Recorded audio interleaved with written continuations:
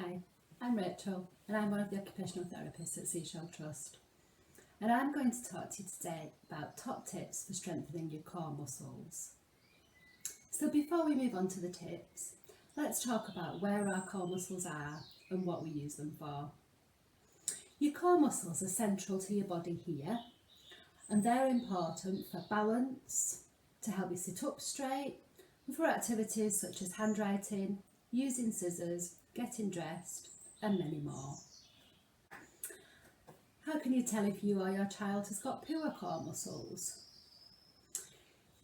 You might see your child slumping on the table or leaning, popping the head on the hand, maybe fidgeting around a lot, leaning against the wall when they're standing, and possibly W sitting like this picture. They are all signs that the core muscles are weak. It's important that we have strong core muscles before we work on fine motor skills, such as handwriting and cutting. I think it helps to think of this like a tower of pebbles. If the base of the tower is strong, the rest of the tower has a stable base of support and is more likely to be secure and easier to control. If the base of the tower is weak, it's hard to gain control of the pebbles that are furthest away from it. If we apply that to our bodies, if our core is strong, that gives us a good basis to control the muscles in our arms and our hands, which helps us to cut or write accurately. If our core is weak and we are slumped, it's much more difficult for us to gain control of these muscles, and handwriting and fine motor activities such as fastening zips and buttons will be much more difficult for your child. So what activities can you use with a child to improve their core muscles? The first one I'm going to suggest is planking.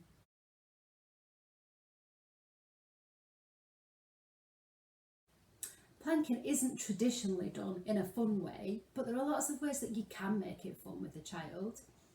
Encourage them to plank and roll a car or a marble underneath. Maybe make that into a bit of a competition with themselves. How many cars or marbles can you get underneath before the plank collapses? You can also pile things on your child's back while they're planking, such as maybe some small teddy bears or light books. How many can you pile on today? And can they hold it a little bit longer by the end of the week so that you can pile a few more teddies on the back? You can also plank opposite each other and have a competition who can hold it the longest, or maybe try high-fiving. If planking is too difficult for your child's stage of development, you can grade the activity by putting a cushion or the foam off the settee cushion underneath them, like this picture, to help them and give them a little bit of extra support until the core muscles strengthen.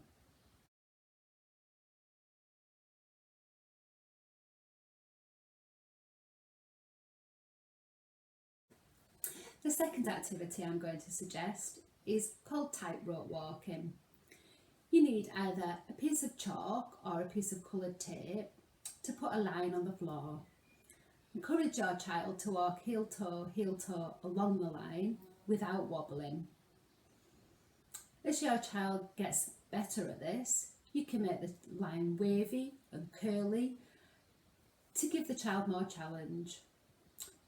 If they become really expert, you could ask them to take the socks and shoes off and blindfold them and feel the way along the tape just using the feet. You can also practice this activity outdoors, maybe walking along the cracks in the pavement, or if it's safe to do so, balancing on a low wall or maybe even a park bench.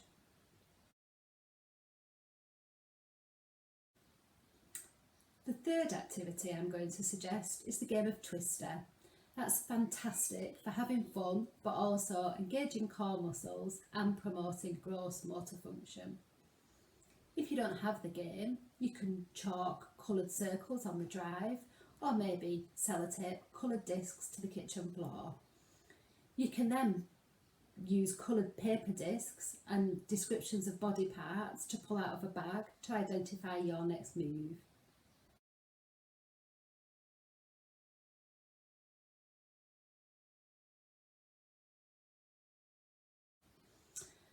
The fourth activity I'd like to suggest is crab walking. This again can be made into fun by having races, or maybe playing a game of football or kicking a ball at a target whilst in the crab position.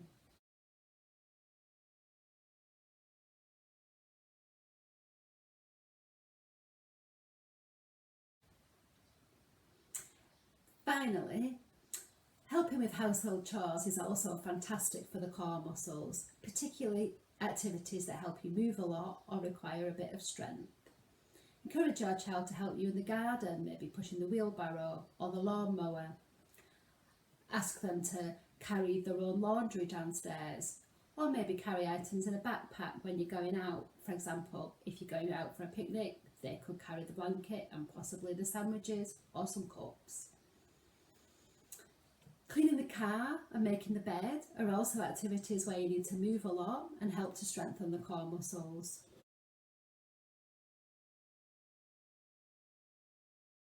I hope you found this video useful. If you have, look out for our video on fine motor skills.